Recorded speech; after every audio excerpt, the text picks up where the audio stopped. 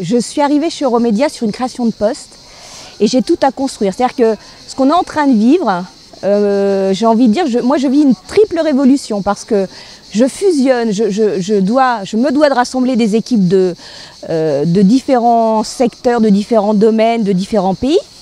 C'est le premier challenge. Le deuxième challenge, c'est celui du secteur des médias. Qu'aujourd'hui, on est tous, c'est toujours un milieu très attractif, l'audiovisuel, mais c'est un milieu qui est très challengé, très dur, avec l'arrivée du digital. Et la dernière évolution, c'est le digital en soi. C'est-à-dire que le digital arrive aussi dans nos entreprises, y compris celles des médias. Tout ce que j'ai appris par le passé, finalement, m'est utile.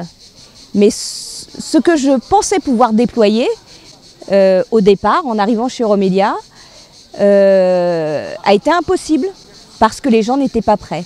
Et donc la leçon de tout ça, c'est vraiment la politique des petits pas. C'est-à-dire qu'il a fallu que je réapprenne à sans doute écouter un peu plus, et à essayer de créer finalement des best practices, arriver comme Lao Tse, comme ce que disait hier matin donc l'intervenant, essayer de prendre les gens pour les emmener vers là où le groupe veut être d'ici 4 à 5 ans. Mais une politique RH top-down, ça ne fonctionne pas et j'en ai vraiment pris conscience ici.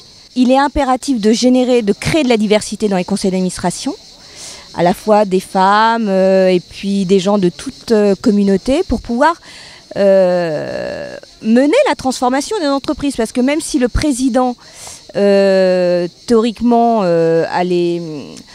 a les moyens d'avancer, à définir une politique, etc., il reçoit quand même des instructions de son conseil d'administration. Moi, le sujet auquel je voudrais participer, c'est oui, faisons la révolution au sein des conseils d'administration, essayons de mettre en place des indicateurs sur la gouvernance humaine, un peu plus de diversité, et je pense que les choses changeront beaucoup plus vite que ce qu'elles font actuellement.